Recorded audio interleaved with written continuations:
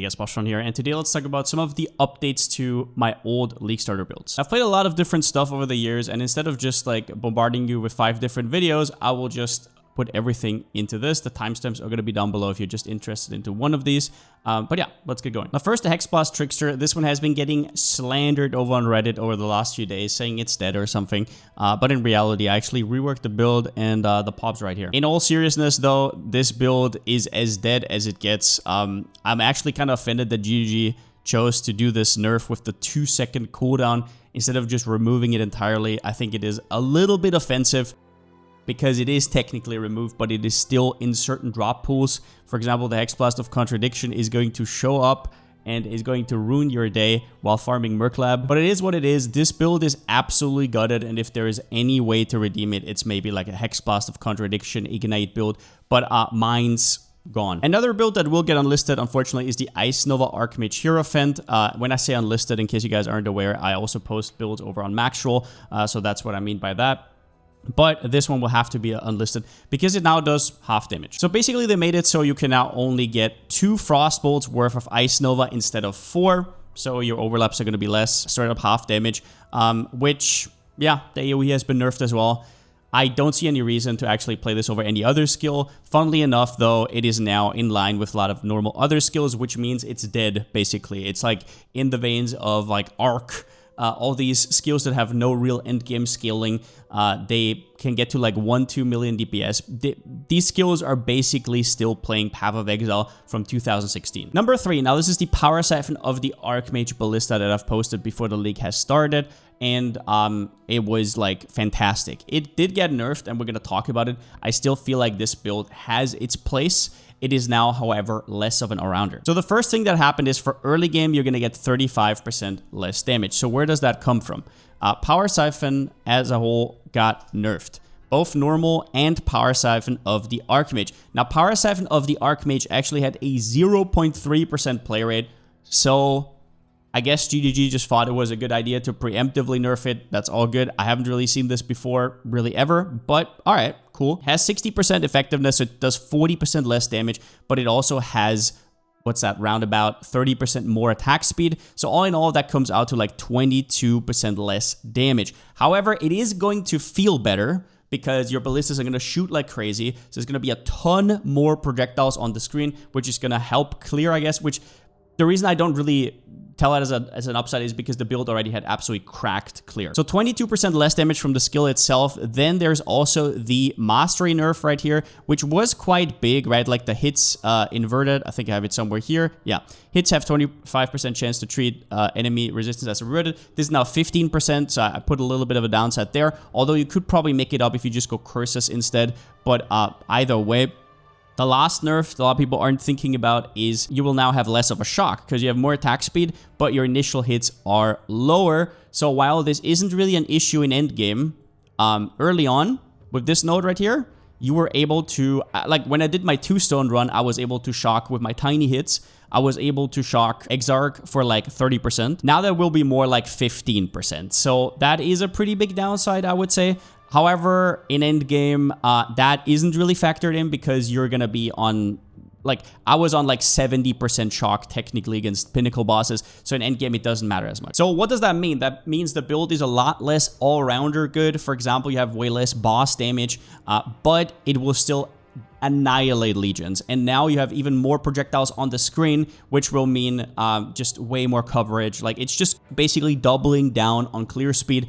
And I would maybe now compare it to something like Lightning Arrow, which also has quite bad single target, but probably not as bad, to be fair. But all in all, I don't really know. I don't know if I even have time to test this before league start. Maybe I'm going to play it even. Like, I'm still up in the air about some of these builds. I can just say that I had an absolute blast with the build.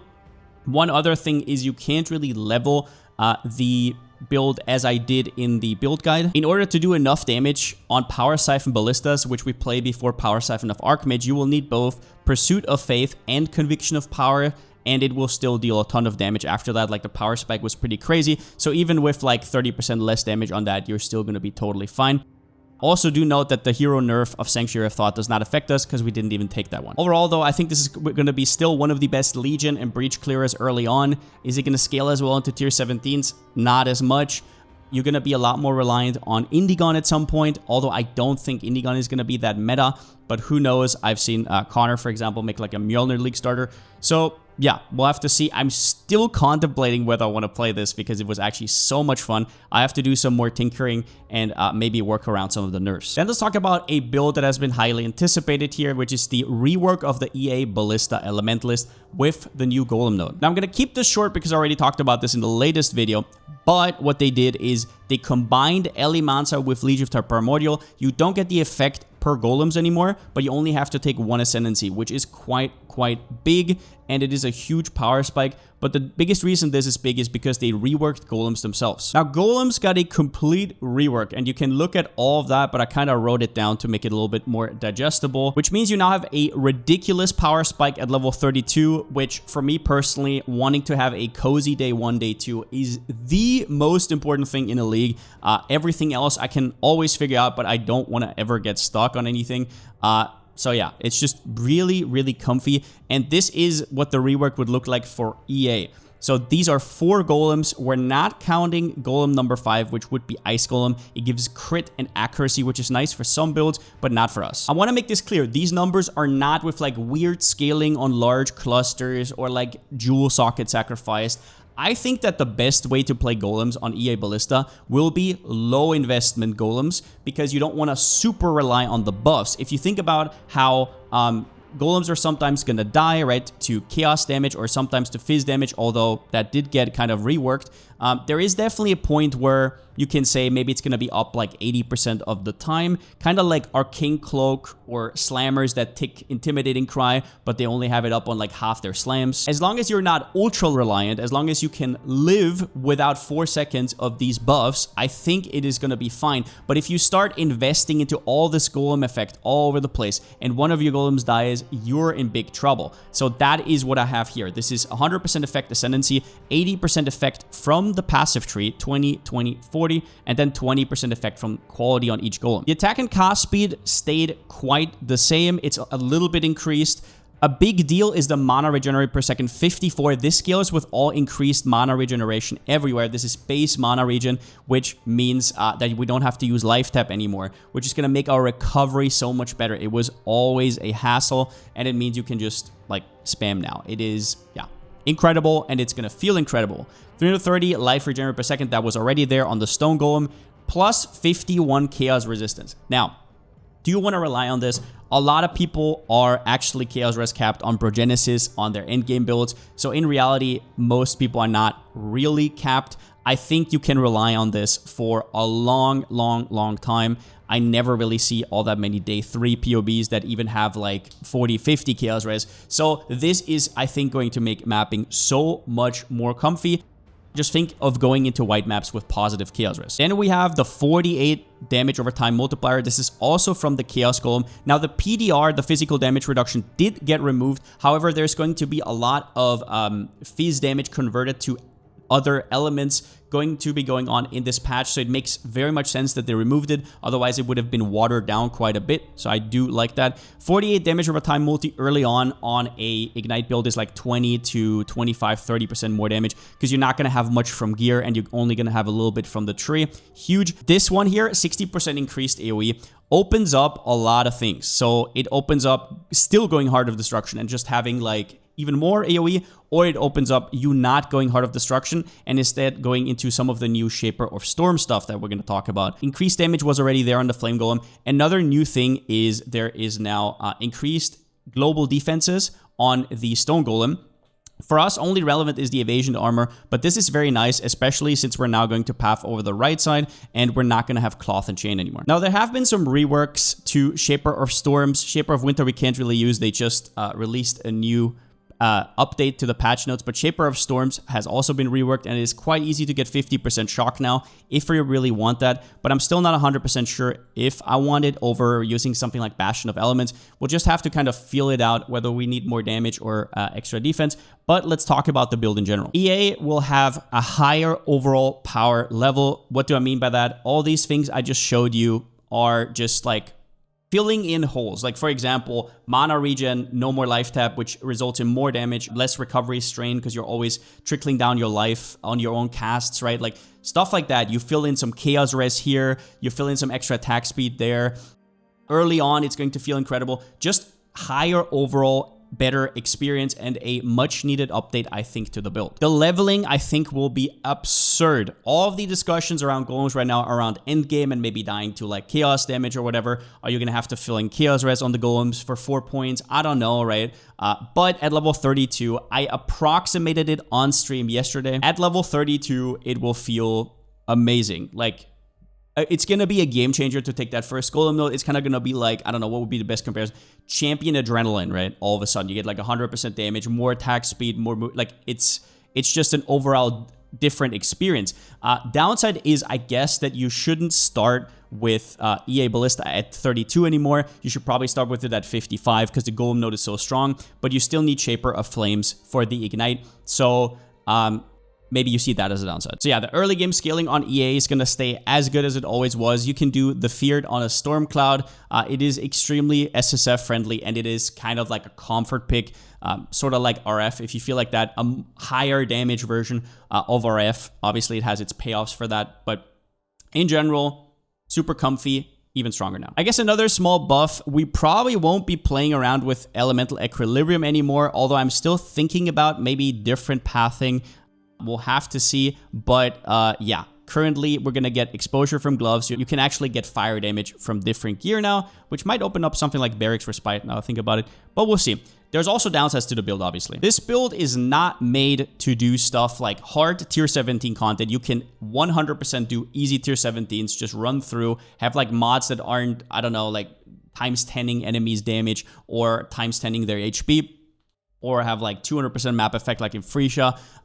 It cannot do the Rogue Exile strat with Titanics, although I don't even know how good that's going to be after the adjustments from yesterday. And I don't think it will do enough damage to do meat sacks either. So if you are looking for a Leaguestarter that scales like all the way into like 500 to 1,000 divines, this build does taper off at around 100 to 200. You can definitely hit dot cap like easily. There's a lot of people who do actually play EA Ballista as a one-shot boss killer, so that is not the issue. I'm just saying hard mapping related content. The biggest downside of EA Ballista is the delayed damage though, and that is something a lot of people don't like, a lot of people don't mind. You have huge Ignite Prolif, so your clear is great, but they do sometimes die behind you, so it can be awkward with like gold, or if you're somebody who picks up everything. I personally have never felt this to really be a problem on a Leaguestarter, because you're not that fast anyways, and you're not going to be that efficient anyways, but it can get grating at some point. For me, this is mostly fixed by having a good loot filter and not picking up trash, but yeah, I have to put it here because some people don't like it. Another thing is, I'm not sure how golems will play in endgame.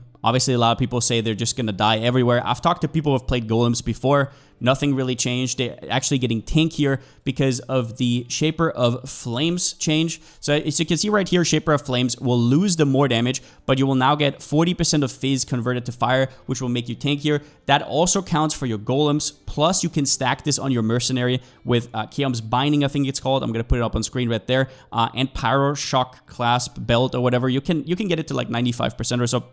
So, in theory, they're going to be fine against everything but Chaos. In some boss fights, they're going to run in and die. Every build has stuff that isn't always up. I think that golems will be bait if you scale into it too much. I think what I'm going to do on the build is not going to be bait, just personally, but who the hell knows.